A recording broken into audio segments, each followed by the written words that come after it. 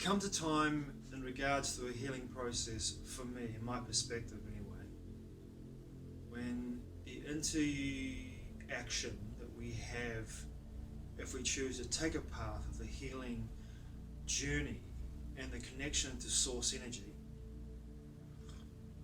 with the use of plant medicines, there comes a time when Alan Watts, the great British philosopher and thinker, said in regards to psychedelics, when you've got the message, hang up the phone. And he was so correct in my perception in regards to the use of psychedelic plants and the use of plant medicines and the interactions that we can have with psychedelic and plant medicines. So many people today utilize plant medicines from some form of fad, some form of cliche. You know, I'm going to go to the Amazon rainforest and take this medicinal brew. I'm going to have a revelation about my life and change my life, or get an answer to a question, or get a healing, a deep-seated healing from a traumatic experience that I had from many lifetimes ago, or from my childhood, or from my current lifetime. And I'm not saying that those things don't happen for some people. That's not what I'm saying. But what I am saying is that there is a time when this process has to end. When the spirit of the plant says to the person that's participating in the experience of having an interpersonal relationship with the plant, says enough. You've come here enough. You've got hopefully the integration of the experience. You're integrating your shadow side. I've shown you all that you need to work on. Now go away and do the work. And as I said before in a video not long ago, so many people will come back to the plant medicine, back to the plant medicine, back to the plant medicine, back to the plant medicine, trying to find the same integrative experience they had at the very first time the plant medicine showed them what they needed to learn, but they haven't gone away and done the work. Now, the work to me is a long, arduous, often brutal and slow process. It's a process best done in sobriety, because you integrate from the experience as you move through the process. And part of that process is also understanding, if you're given the glimpse with the plant medicines, to know your true nature and your human nature. Your true nature is your God nature. There's no emotions, there's no ego, there's just simply stillness. There's a void. In that void, you are held in a space of infinite possibilities. And this is your true nature. And for some people, it's terrifying to be in that place. For others, it's illuminating, elucidating, and powerful to be in that space. But that is your true nature.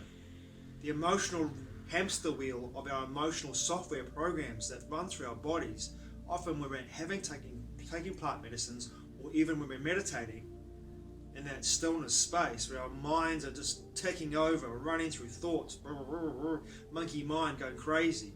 In my perspective, I'm not alone with this in regards to this perspective, but in my perspective, that is the human emotion. Those are the human emotional software programs that run through the body constantly. They have been programmed into us from since we were children up to when we're adults, through our environments, through our peers, through our parenting, society, and societal engineering. Those thought processes often are not ours, they're somebody else's, but they've been programmed into us. And we, when we're in these states of deep, transformative, often meditative experiences, or deep in the medicine, in the mix with the medicine, and I'm speaking from personal experience here, like I had this experience last night with a particular plant medicine. When we're in this space, of connecting to the greater energy of Source, and Source is connecting to us through this integrative experience, as the spirit of the medicine comes into our body, we being the vessel, and we have this connection with this medicine, the spirit of this medicine. And in this connection, it takes us and looks through our eyes, moves through our senses, and allows us to have a glimpse of the world as it really is. The emotional software programs kick in, because the ego doesn't want to dissolve, doesn't want to die, doesn't want to have the ego death. And what happens then is that process takes us out of that connection and presence and puts us into a deep, deep, deep spiraling, often for me it was, a deep, deep spiraling away from this beauty, this connection, this feeling of oneness. But, here's the but. When we hang up the phone, we have an opportunity to have this experience all the time in sobriety. And there are so many times that I've had this experience where I am in that sobrietal state, having got the message through meditation, through introspection, through contemplation, through doing the work and having the tools to do the work in regards to my own personal processes for healing my traumatic experiences and understanding my true nature, my God nature, and removing my humanness from the equation and just being simply present in that stillness, that void, when I feel that connection. And I don't need any plant medicines or spirits or other plant medicines to enter into my vessel in order for me to feel that connection. And now I'm in a space where I feel like I need to hang up the phone. I feel the need that the spirit yesterday of the medicine I took, which is a bit of a trickster medicine, made it quite clear to me that it was time to hang up the phone. Because the work I have done in regards to through my sobrietal state, through my introspections, through my contemplations, through my meditations, through the tools that I've learned to incorporate into my life as I work through my traumatic experiences, as I work through my traumas, but also understand what I truly am and remove my humanness when I possibly can in regards to being aware of that, and also me understanding my God nature, which is always there. Your God nature is always with you. And all it takes for us to really understand that and feel that is stillness. And moving from that place of stillness. Moving from that alignment with stillness. In that void, anything is possible. And this is the nature of moving from your God nature, from your heart energy, your heart vortex, into that unified field, knowing that anything is possible. And that might sound cliche and ridiculous on a level that obviously computes in a human sense. Like, I can't fly, right? I can't get up, I can't walk outside my door right here and take off into the air and fly into space. It's impossible. But really, is it? What's the impossibility about that? I remote viewed into deep space, deep space with the CE5 groups that I worked with the last 2 years ago and last year. I remote viewed and taken my consciousnness into the deepest regions of space. I flew. I took myself from one place instantaneously to another place, bang, bang, like that, through remote viewing. Is it impossible? In the physical body sense, yes, it is impossible. But for my consciousness to move through that vast area, which is not really vast at all because it's all within yourself, move across this distance, supposed distance, which doesn't really exist, it's all within yourself, of space, and connect with other levels of consciousness from other parts of the galaxy and beyond. No, it's not impossible. Nothing's impossible. The limitations we put upon ourselves are human limitations. And part of that experience of having limitation, in my perspective, once again, I'm always talking about my perspective because I'm not trying to tell anyone how to live their lives. In my perspective, it's about understanding our God nature and being in that God nature and moving from that God nature in every interaction we have in life. And it's a choice. We live life by arrangement. And it's not always the case that we can do this. Don't get me wrong, I'm having a human experience, and I have very human experiences a lot of the time. And that human experience brings me back into a place of often with conflict and confusion as in regards to where I need to move to, where I need to go, and what I need to do. And that is, for me, the essence of where I've got to in regards to the plant medicines that have been in my life, that have taught me this big lesson that I had last night. And that lesson was, as I said before, in regards to what Alan Watts said, if you get the message, hang up the phone. If you've got the message, hang up the phone. The slow and steady wins the race idea for me has always rung true in regards to my own personal healing experience. And that's the truth for me. Always has been. And for 14 years of writing 13 books,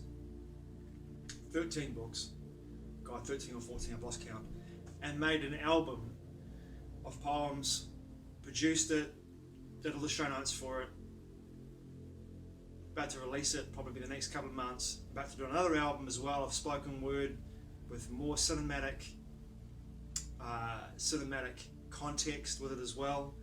This whole process has taught me in my own personal development process the full belief that I can do this and channel this information from parts of the multiverse and channeling parts of myself to incorporate and have a symbiotic interpersonal relationship with me so I can create this content has shown me that anything is possible. It's just and for me the true nature of what I'm experiencing now comes down to this: understanding my God nature, understanding my human nature in a sobrietal sense, in a way that I am no longer having to ingest the spirit of other plants. And this feels true to me now. You know, I harken back to Carlos Castaneda's work, where Don Juan says that all the plant medicines, his allies, his ally, which I believe is mushrooms, was a form of mushroom, the use of the allies was just to break open the hardened shell, of perception, so that the man of knowledge was able to, through sobriety, begin the work. And it's really important, I think, in my perception, to come to that place, understanding that these tools are wonderful, and in order for us to have an interpersonal relationship, there is a time when those relationships have to end, at least in the sense of you ingesting the plant. You can always you can always welcome the spirit into your vessel if you choose to, or interact with the spirit on another level. But there's often, when you get to the state, there's no need, in my perception, once again, I've used that word probably 20 times in this video, in my perception, 21, that you don't need to take the medicine anymore, because the work needs to be done slowly, methodically, and integratively, it's not a word, and integrate with that experience of doing that work slowly, methodically. So therefore you are truly in that space. So for me, it's quite a blessing to have that experience that I had last night, and to understand that the medicine that comes into my life is meant to be shared with other people if they choose to take it. It's not for me anymore. It's not for me, at least for the meantime.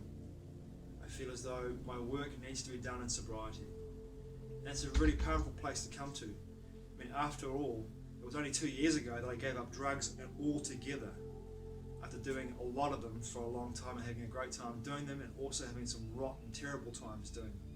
But I knew it was time to let those things go from my life, because I no longer resonated with those energies that came with those plants, with those drugs, with those experiences, with those substances.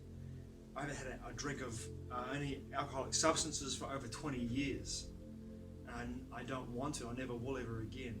My life is far more adventurous, far more wild and crazy and lucid being sober than it ever was on drugs in any way.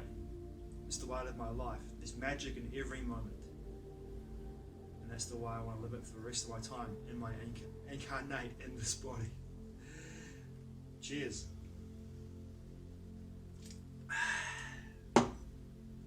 Matewa. Thanks for watching. I truly appreciate it.